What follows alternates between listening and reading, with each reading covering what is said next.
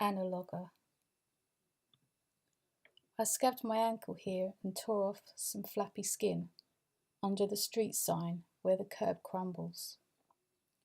The hours took his face and hung it from the lamp post, just his head, eyes blinking. I walked under it every day to the job at the steel factory that everyone calls the box. Every time his smile caught me, like I wasn't expecting it this time. His name was Milo Return, and he lived around here somewhere, like I cared. First time I saw him, he was on the floor, spread out, tucking his hands underneath him, letting a girl balance with bare feet on his chest, at the side of the park, where the grass has dried out at the end of summer. She laughed and I turned the other way, and neither of them looked at me. The box factory draws you in, makes you stay, and digests you slowly. Some of us are too much gristle, and the box spits us out, where we run through the overflows, howling like mad dogs, scrunching up plans and tripping over ourselves in the fall. Some of us dream together for a while afterwards, but eventually we lose touch. Milo saved time by never reaching the box. He waved from open car windows, playing songs I never recognised but wanted to know, always some shuffling beat, mysterious, all of Milo's world in analogue. It was him passing by. The girl was never with him, not in the car. His car was in a car park once, without him in it. A seagull walked the length of it, found something to stick its beak into by the driver's side window. I looked closer. A dried vomit trail, pink and brown, ran down the door like someone had wound down the window and puked a stream. The seagull flew off at first, but then came back, staring at me like we had a moment. I pointed at it and it brought up fishy puke all over the bonnet. Then I felt bad and wondered about the power of my finger. That street had pampas grass and stank of caramel and sunburnt backs. Milo lived in t-shirts and was always in some house somewhere beyond where I could see. He ladled cola into plastic tankards and toasted the midday.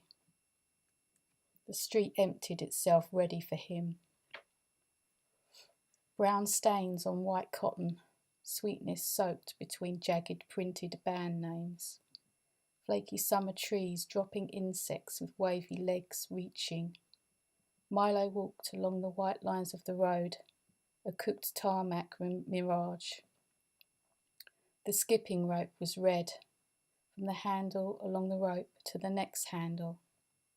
He took one end and helicoptered it over his head, down the road, beneath the sun, between the grass curbs under the trees. When he reached the street sign, he upped the spinning, and the red rope whirred like a scream against the day. Milo waited and built some violence. At the pinnacle, he brought the flying red handle down, under seething control, and crashed it through the windshield of a rusty mauve car. Glass shrapnel hit concrete and skin. Milo wiped his face and picked a shard from his neck. It twinkled clear under spots of red on his palm. I ran away then. He never saw me. Over the next weeks there were thunderstorms and more windshields broke. It looked like being the end of the hot days. His car went past less. When it did, the music was louder. I wrote his name on my bedroom wall in tall dark grey, then painted over it. The box wanted to fire me and I wanted the same, but I needed the job because I needed a job. I tore down the staff information posters.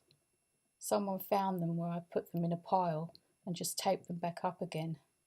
Now they're all in different places, like the building rebooted and glitched. He found empty hill roads at night. I knew it was him.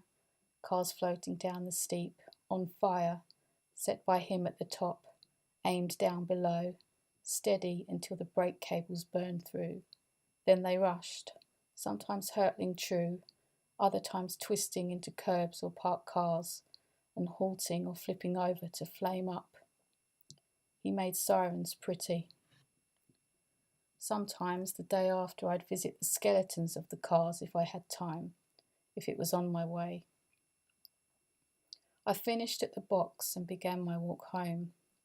Warm air of the season had the hint lick of a cold tongue. Dusk seemed earlier all of a sudden. I went through the streets, a few people here and there, all breathing backwards and trying to remember the dream that woke them. The stillness held voices. My stomach gurgled. It had been a long day. I went to cross the road, ready to turn the corner to the final few streets, where I'd enter my house, the small house I grew up in and couldn't afford to leave, ever at this rate. The music came first, on the sitting air, a pump of low rhythm made imbecilic and distorted. Then it came closer, and it was pulling focus, declaring itself to me, announcing his presence, even though he couldn't care less. The car appeared, caught in a strange orange light, snaring any beauty it could. Music rumbled through the ground, pulsed through my shoes, my eyes on the windshield, blacked out in the half-light.